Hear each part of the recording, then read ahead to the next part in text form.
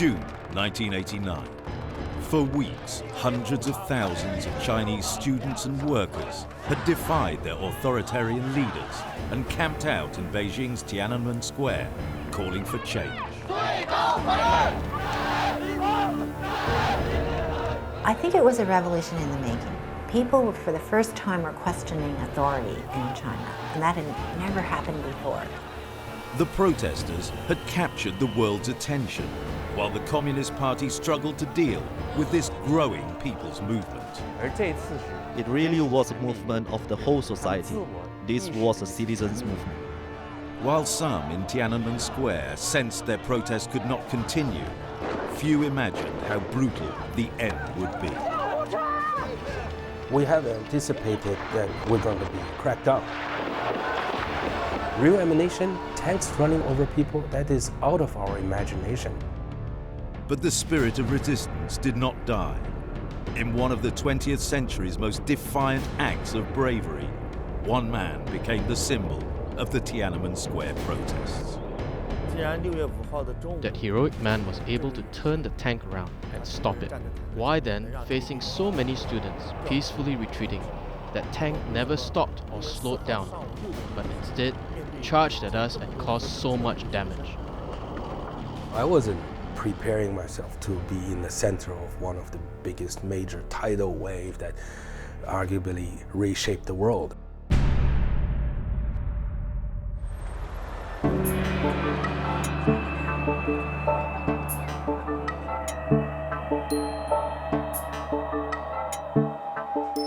Tiananmen Square, Beijing, the heart of the world's most populous nation.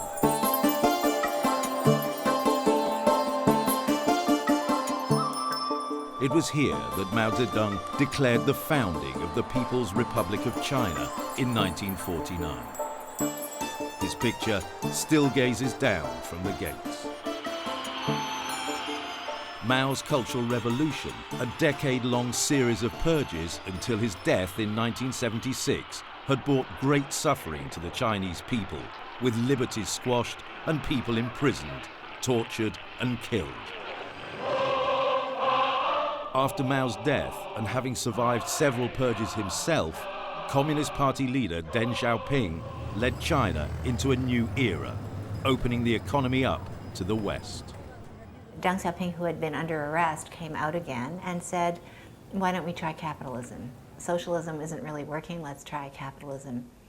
And so all of a sudden, China became a very exciting place. Suddenly people were wearing colors instead of just blue and gray Mao suits. They started wearing red, green, yellow, and there was this idea that maybe the West wasn't such a bad place after all. But political reform was not moving at the same pace as economic reform. There was a sense that China was coming out of a shell and moving forward. And then in '87, an anti-bourgeois liberalization campaign, and some famous intellectuals were purged, and the secretary of the party who was pushing these reforms was purged, and Hu Yaobang. Hu Yaobang was forced to resign for his support of the student uprising of 1986. His efforts made him a hero for thousands of students demanding greater freedom. Although we didn't necessarily agree with Hu Yaobang's ideas, we really sympathized with him. Lots of students thought that Hu Yaobang was at least a very enlightened leader. Hu's death on April the 15th, 1989, 2 years after his public shaming, was the catalyst for a protest that would become the biggest modern China had witnessed. We needed an excuse.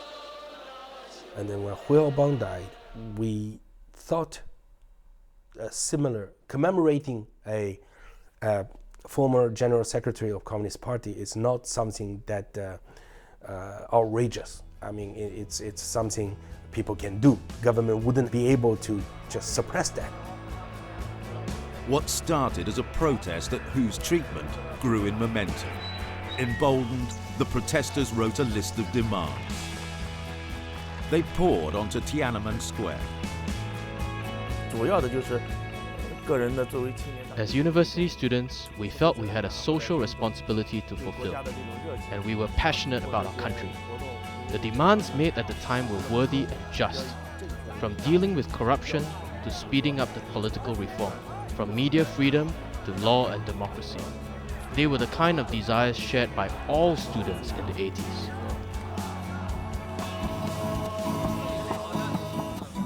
The demonstration started to take the form of an outdoor rock festival. I think when the students went to the square, the people were amazed.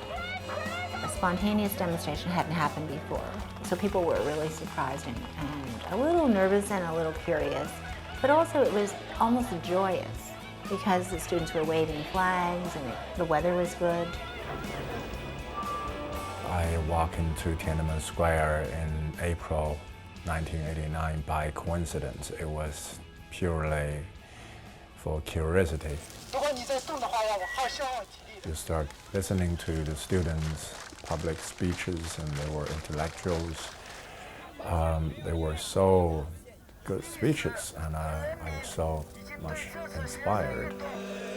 As the protests continued, the students' demands grew.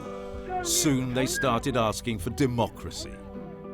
I think the word democracy misled a lot of overseas viewers because they immediately thought, oh, well, they understand what majority rule is in elections. No, the students didn't understand that. To them, democracy just meant, get off our back. We probably don't know what democracy is living in China, but we have a pretty good idea what totalitarian is, what is non-democracy is. Unsure of how to quell this growing dissent, China's rulers tried publicly denouncing it. On April the 26th, they published a damning editorial in the People's Daily newspaper calling the protests anti-party and anti-socialist. Because the labels anti-party and anti-socialist are so divisive and so strong and so frightening that when you get those labels put on you, you know that a line has been drawn in the sand. I mean, their parents may have been sent to labor camps for 20 years for that kind of label. That editorial was a blow. People went, oh my God, this is the Communist Party pronouncing its verdict on what it's going to do. So people were really angry, really upset. Rather than turning the population against the students, the editorial had the reverse effect. In support of the students, policemen, journalists, government workers, and even some members of the armed forces joined the peaceful protests. On some days, there were 1 million people in Beijing on the streets, and the population then was only 10 million. And so I think everybody was on the streets. I almost couldn't find anyone who hadn't been part of a protest. And if you weren't actually marching, you were gawking. The editorial also widened a rift within the Communist Party itself. On one side, the moderates, led by Secretary-General Zhao Ziyang. On the other, hardliners, led by the Premier Li Peng. Both sought to influence the country's ultimate leader, Deng Xiaoping, on how to resolve the standoff with the protesters. People like Zhao Ziyang were saying, okay, that editorial is out there, but it was a mistake. Revise that editorial, then we can talk with the students and we can solve this peacefully. Deng Xiaoping's face had been involved in that April 26th editorial because ostensibly it was his words and his decision. So for him to have to backtrack would be a loss of face for him personally, which he wasn't willing to do, especially with people like Li Peng and others pressing him not to do it. On Tiananmen Square, the students began organizing themselves into unions. My experience can prove that this movement is quite a spontaneous one because I jumped in quite randomly, and in 1 week or 10 days, I came to the highest position. I became the president of the Independent Student Union of all universities in Peking. With people all over China taking to the streets to openly call for change, the communist state looked fragile. Conservatives within the party now started to lobby for a forceful response. A confrontation seemed inevitable.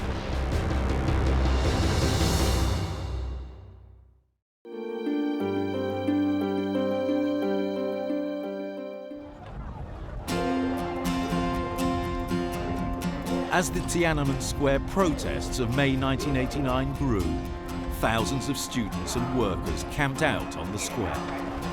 Wild storms failed to discourage them.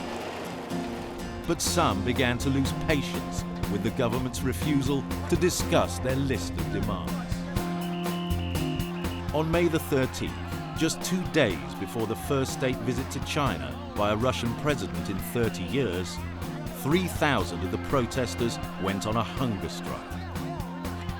Gorbachev was visiting China, so everyone thought it was a good opportunity. It could really force a dialogue between the government and the students and let the world know what was happening here, and that it wasn't simply a bunch of students causing trouble. Hunger strike was not a student organization's decision, collective decision for sure. It was called by 6 of us. The Student Autonomous Union decided to support and help organize the hunger strike, but they made it clear this is not a collective decision. We are college students. This is a democracy movement. It will be only natural and right to have different voices. In response to the hunger strike, Li Peng invited student leaders to the Great Hall for a televised meeting. The first time we asked for Li Peng to come out was April 22nd. Almost a month later, he agreed to meet us. A national audience watched student leader Wu Kaishi publicly berate his leader. I was a representative. I wasn't just a student.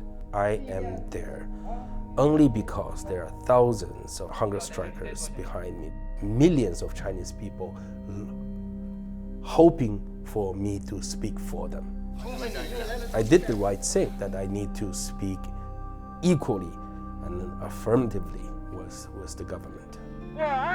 The students' actions had inspired many. Workers formed the first independent workers' union in 40 years.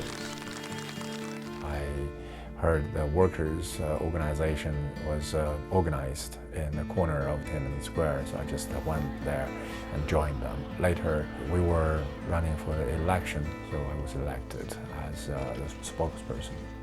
They organize themselves. Yeah, they are so brave because the sentence for students, activists, are quite limited. 4 years for one day, for example. But for the workers, the highest is execution. With the situation escalating, Secretary General Zhao Ziyang visited the protesters in the square. They ignored his plea to end their action. Zhao, who was accused of dividing the party, was fired and placed under house arrest. Martial law was declared, and on May the 20th, troops moved onto the streets of Beijing. As government, instead of a response to the students' request for dialogue, you put out martial law. That was the worst decision they made. When the martial law declared, probably a few hours of fear, and then the next day, and the next day, and the next day, more people coming into streets. People stopped them. People stood in front, and of course the army stopped, and people gave them popsicles and drinks and talked to them, shook hands, and the soldiers really were quite confused. So the martial law, I called it marshmallow law, because nothing happened. And that was a big humiliation for the Communist Party. After 3 days, the soldiers retreated to the outskirts of Beijing. The protests continued for another 11 days as Communist Party leaders planned their next move. Then, on June the 3rd, 1989, Deng Xiaoping gave the order to clear the square. His orders to the troops were contradictory in one sense. You have to clear the square by 6 a.m. no matter what. On the other hand, please, no bloodshed. Well, for the soldier, of course, you can't do both of those.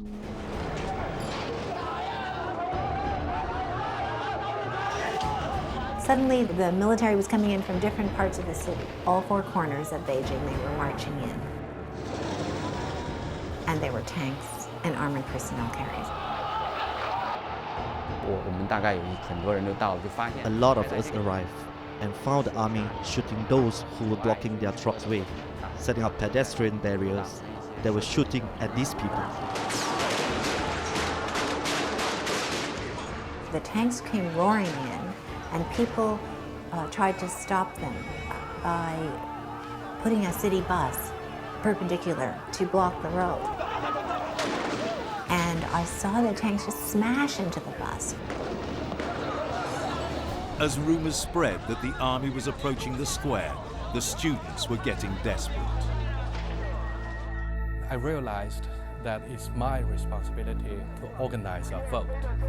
But it was all dark. The government have take off all the lights on the square. I said that, okay, now we shout. Yeah, those people who want to stay shout stay. Those people want to leave shout leave. So with these two voices, I compare. I think it's the same level of voice. And finally, I ordered the retreat. Fearing for her safety, Jan Wang left Tiananmen Square and headed back to the Beijing hotel. I got to the balcony just in time because the troops did arrive right after that. Saw them coming in, and I saw shooting.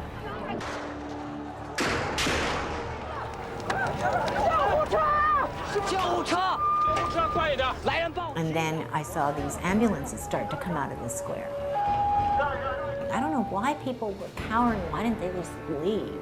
They didn't. They stayed there as if they wanted to protect the students.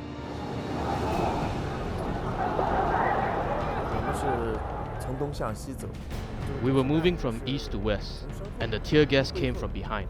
One of them exploded among us, and everyone panicked. People were coming out, and it was dark, so I couldn't tell if they were dead or just wounded. A lot of shooting, and it went on for hours. The tank was moving fast, right along the curb from behind me. I turned around, and the tank was so close that I could see the cannon above my head. I fell on the ground. Then I felt the tank going over my body. I was still conscious. I felt I was being crushed by something heavy. I was dragged along for a while, and I would never forget how it felt. My head and my back was bumping against the hard cement ground. I remember that very well. The break of dawn did not stop the onslaught. All night, I was sitting on the balcony watching this, almost like a ballet.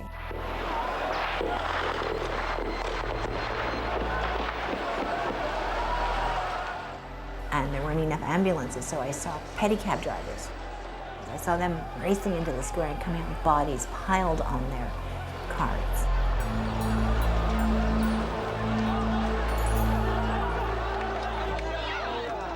Overnight, the Chinese Red Cross issued a statement saying 2,600 people had been killed. That figure was rapidly retracted. The Chinese government claimed that 241 people were killed, including 23 soldiers. 7,000 people were injured. I never thought they will send soldiers with guns shooting people with the real bullet.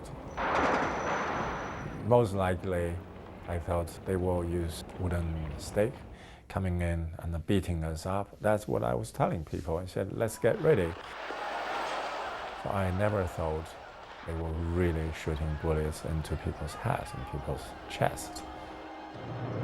The troops were back in charge of the capital, but a day later, it was obvious the spirit of defiance wasn't dead. I was still in the Beijing hotel, and my husband was with me, and he said, "You better get out here." So I ran out on the balcony. And I saw this guy, young man in a white shirt holding some bag, and I thought he's going to get squashed because they had run over people. There was a long line of tanks, as long as you could see down the main boulevard. And he's like a soccer goalie. He's like going to stop this tank. And to my surprise, the lead tank stopped. I see the man climb up onto the tank. And I go, are you crazy? Are you nuts? And he seems like he wants to talk to the people inside. After a moment, he gets down again. And then you see the tank actually twist to one side to go around this nutty guy. And the man jumps in front of him. And then the tank goes the other way, and the man jumps in front, and then the tank stops. And suddenly, two guys from the sidelines drag him to safety. And he's become the symbol, but he's a mystery. We don't know who he is. In the days and weeks that followed, the Chinese government cracked down on the survivors. They arrested hundreds, accusing them of being counter-revolutionary or for disrupting the social order. Do I regret that I didn't get arrested? Do I regret I didn't get killed? I guess, yeah, from time to time. That's called survivor's guilt. If I have known the end is such an unavoidable bloodshed, would I still go for it? I don't know. I really don't know. As young students, we were brought up in such a way that we still had some faith in the government and the party. So at the beginning of the students' movement, we had hoped that the party would carry out further reform, be more open, and gradually bring democracy and human rights to China. We thought we could push for changes from within. After June the 4th, I lost both my legs. My dream was broken. How could a government behave like this? 5 months later, the peaceful fall of communism in Europe began with the dismantling of the Berlin Wall. Today, most of the Tiananmen Square protest leaders live in exile. They are unlikely to see their families or their country again. In modern China, the liberalization of the economy continues at a rapid pace. Prosperity and censorship has meant that what happened in Tiananmen Square is now forgotten by the new generation of young Chinese.